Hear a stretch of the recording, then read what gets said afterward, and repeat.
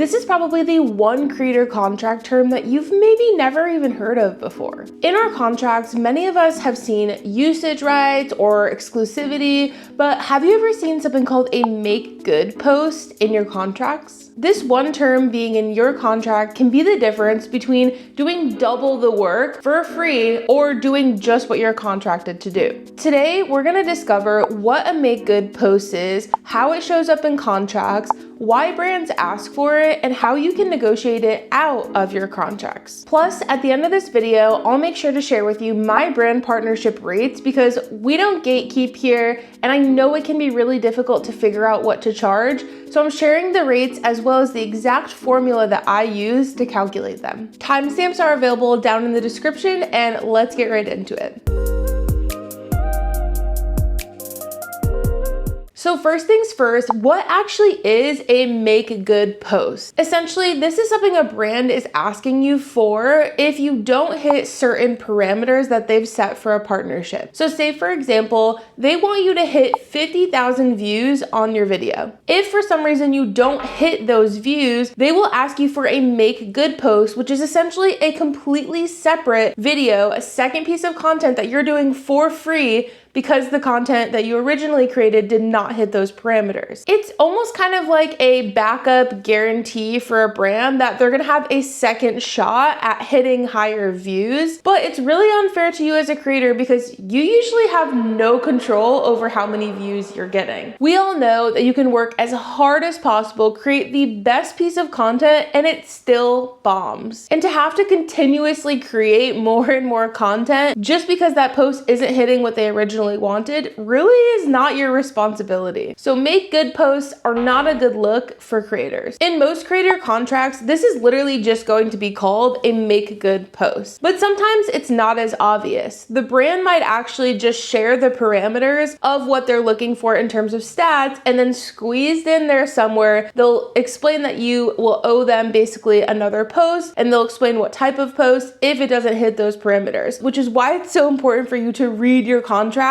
and understand what you're reading. In my opinion, this is a term that should never be agreed upon as a creator because again, we just have no control over how our posts are gonna perform. So this is something that I always will negotiate out of a contract. If you're unsure exactly how to negotiate that out of the contract, I would start like this. If there is mention directly of a make good post, you can start with it the first way. If not, you'll want to explain a little bit more, but we're still going to start it off this way. Then from there, you can use this script to essentially paste in to explain to the brand that this is not something you typically agree on, but that you're still going to be doing your best work and your goal is always to get as many views as possible. And then at the end, you're simply asking if we can remove it from the agreement. A lot of creators get really nervous about this because they never want to ruffle feathers with a brand, but I'm here to validate and tell you this is a 50-50 partnership. You always have the right to negotiate things out of your contract, and if it's something that's not serving you, you should negotiate it out. If this has you feeling a little nervous or maybe overwhelmed, just know that you don't have to do it alone. I want to tell you about our creator community called Social Suite, where we have over 150 content creators as well as expert coaches in the community